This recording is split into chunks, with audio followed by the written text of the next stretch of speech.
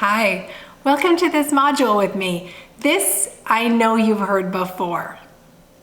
This is your SWOT list. And we all know SWOT used to stand for strengths, weaknesses, opportunities, and threats. And in the 5 seasons, those just didn't fit with who I was and what I wanted for you. So I've changed it a little bit. And so strengths is still strengths. In this section, I want you to list out the things that you are very good at, your strengths, your areas of expertise, your assets, your resources, the very best that you can bring to your clients and to your business and to your industry, right? So what are your strengths? The next section of this is not weaknesses, because I just did not like that. It is workable areas of growth. Workable areas of growth, because really, what is a weakness? It is something that is not yet strong. So let's make it a workable area of growth. Let's work on it. Let's understand it and see what we need to do to strengthen it. So under workable areas of growth, what do you find hard to do in your business? What do you avoid? No matter what happens, you are just like, I do not want to touch that. What keeps you from success? And how are you a perfectionist in your business? Because that really goes towards things that you aren't good at, or the things you feel you're not good at. You're like, oh, I have to do it longer. I have to do it more. I've got to work harder at this because I'm really no good at it, right? So your workable areas of growth is an opportunity for you to list out what are the things that need attention. Because there may be things that you can twist a little bit and they become strengths, right? It's almost like that classic interview question, like, tell us your weaknesses. And you're like, well, I really spend a lot of time paying attention to details, right? Because you don't want to tell your potential employer, I have all of these major problems. So people take their strengths and they twist it in such a way that it really is a strength. But there are ways that we can do that. So if your workable area of growth is, you are a perfectionist, or you do have a ridiculous attention to details and you get stuck in the weeds, then there are systems that you can put in place that says, I can spend X amount of time or X amount of energy or X amount of, workspace to do this project. And then there's a hard stop. Right? I have a hard stop where I no longer work on this. So I do the very best I can, and then I release it and I reevaluate if it still needs more or if it's good, right? It does not need to be perfect. Nobody needs perfect. But is it a workable area of growth where I can invest in some space, some money, some time, some energy, and make that part better? And then I can release it, right? Some things you might be not super great at, and you may never be super great at them, right? This is by no way a place of judgment where if you have a workable area of growth, if you just work hard enough, you should be able to make that a success and a strength. Maybe, maybe not, right? Maybe there's no way that you feel that the time and energy and money it would take to become a strength is even worth it. In that case, can you eliminate it, or can you delegate it, or can you, push it aside and not worry about it right now? Push it off and deal with it in 3 weeks or 6 months or whenever.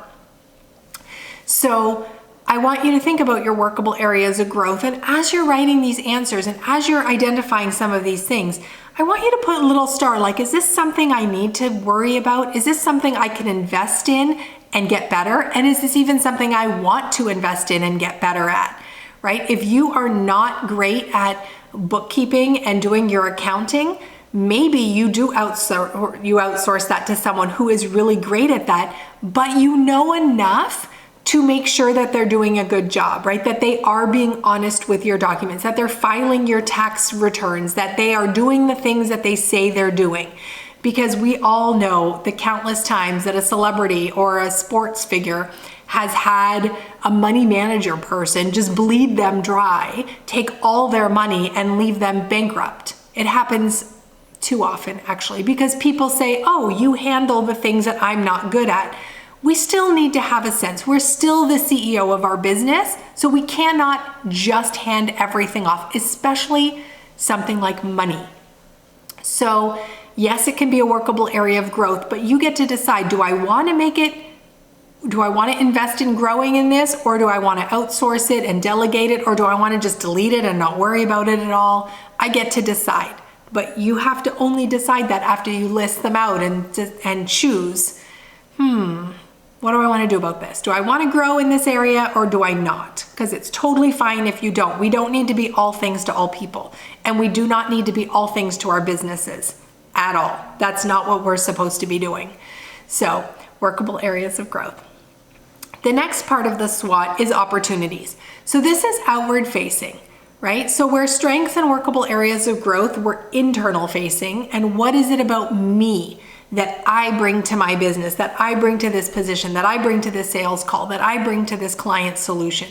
Then the next one, opportunities, is what's out in the world. What is out there waiting for me? What are the new ideas that I can bring to the marketplace and shake things up? What are some new markets that I can bring my existing product towards, right? Maybe you had something that was geared towards children, but with a few tweaks, you can bring it to a new market. That totally happened with somebody who made remote controls for children. The buttons were very big because the children, couldn't push those little tiny buttons, and they were all bright colors, primary colors, and they were all very colorful with little animal shapes all over it. And then somebody realized, wait a minute, there's another market that could benefit from this product. They stripped away the primary colors, they took off all the little animals, and they packaged it up and sold it to people who had seniors in their family, to the elderly who could not see or push those little tiny buttons. And so now you have an existing product that went to a whole new market. That's an opportunity. And if you were only focused over here on the children, you would have missed somebody else could benefit from having these giant button remote control products in their families, right? Or in nursing homes, or in the elderly facilities, or in hospitals where people don't have full access to their hands. So those are opportunities that you might not recognize as opportunities right off the bat, but they're there. And when you step back and brainstorm, where else is there a need I can fill? What does my solution solve for people, right? Maybe it's the market I always thought, and maybe it's something totally different. That's the opportunity space. And then instead of threats, again, that didn't work for me, I changed it to things needing attention. So this is in your business, in your industry, in the world. What needs your attention as it relates to your business? So perhaps there are changes in terms of tariffs. And you were like, I would not even consider that. But all of a sudden, you can't get fabric the way you used to, or wood products, or metal products from other countries because there are now new tariffs, or there are restrictions on importing. Maybe there's restrictions on exporting, and you didn't even consider what that might look like for you. Is there a change in demand? Perhaps everyone was super excited about, eating kale, but now all of it, and so you developed your whole business around kale capsules, and then something came out that kale causes, it doesn't, but kale causes something else, and nobody wanted to buy your product. That's something you need to pay attention to, right? You might need to pivot your business if what you are doing is no longer what people want to buy. And this happens often, more often than you would be surprised to think. When I hear my clients talking about it, at least once a month, someone's like, I have this entire business based on this, and it completely was wiped out for things outside of my control. And it's like, yes, I totally see that. I absolutely see that. And I'm so sorry. Let's rebuild, right? Let's look for more opportunities. Let's check on what your strengths are. Let's reassess what we can do here. So things needing your attention can also be determined by cost, right? So when oil prices were skyrocketing, plastic became very expensive. So if you were shipping your product in a plastic container, all of a sudden your costs were doubling or tripling in prices because the price of oil was higher, therefore the price of plastic went higher, right? So you have no control over the flood of oil products in the world or the price of plastic. But if that is the case and something is happening in the world where prices are rising dramatically, then you might need to say, actually, I'm not packaging in plastic anymore. I'm going to package in brown paper, or I'm going to package in a different product. I'm going to do, like a parchment paper, or I'm going to tie it up with fabric. And so one of my clients has squares of fabric that she ties her soaps up in. It looks even more beautiful than the plastic. It's so luxurious, and it makes the client feel elevated, right? They feel so special to get her soaps in this beautiful fabric as opposed to the plastic. She only made that decision because the price of plastic had gone up. She didn't know to look around for a different alternative because that was fine for her at the time, right? So things needing attention really are the global things that might be impacting your business. New regulations in your city, new requirements from an insurance standpoint, tariffs, regulations, cost, import, export, all of those things, customs, like those are big, big, big problems and big, big, big changes that have big, big, big impacts on some businesses. So just things needing attention is really what is going on in the industry and in the world that can impact your business.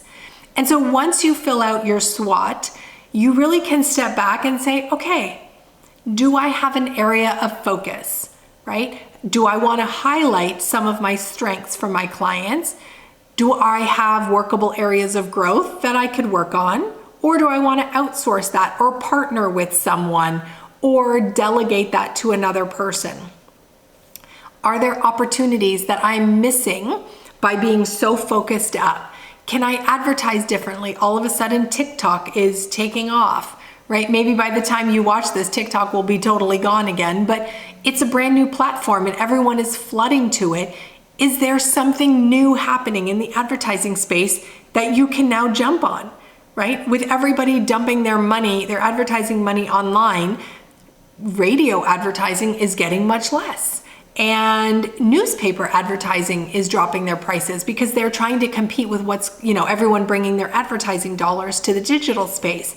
Maybe there's a hometown paper that could really benefit from knowing what your business is and you buy a small ad in that paper, right? That's an opportunity that you hadn't thought of before, but you're checking out what's going on around you and you see these opportunities and you can decide, is this right for my business at this time? And then things needing attention is really just in the bigger space. What's going on politically, economically, culturally, geographically, environmentally, what's happening in my space? Because if something is going on in the environment and the palm oil videos, of these poor chimpanzees getting their entire habitats destroyed, perhaps I need to make sure that my advertising and my labels say palm oil free. Right? I do not support palm oil. We do not use palm oil. And so your clients all of a sudden didn't even think about palm oil, but then they're thinking, oh, she's an environmentalist. She's taking care of creatures far, far, far away because that's a good thing. And I want to support a business that takes care of, the orangutans or chimpanzees or, all the habitats that are being destroyed by the palm oil industry. So staying plugged into what's going on around you helps fill out your SWOT to be really complete and really robust so that you in your CEO meeting, you know what's going on and you think, okay, I can check on this and I know what's happening. So I'm keeping my finger on the pulse of my business, on myself, my business brilliance, and on my market and on my industry and on the whole world, right? I've got it all covered because in this exercise, I know what's happening across the board. And that information is power, right? We know what's happening. We can prepare for it. We don't need to react. in the last 11th hour of some crazy thing happening. No, we've prepared for it. We stood at the crossroads and we chose, and our clients will be benefiting from that. So please fill out this chart as best you can and come back to it whenever you want to do something new, offer something new, go to a new market space. Anytime there's changes, take a look at your SWOT, fill it out again, add new information as it becomes relevant, and stay on top of this piece of your business brilliance, which is, they're all great, but this is great too. All right, I will see you in the next video. Thanks for joining me.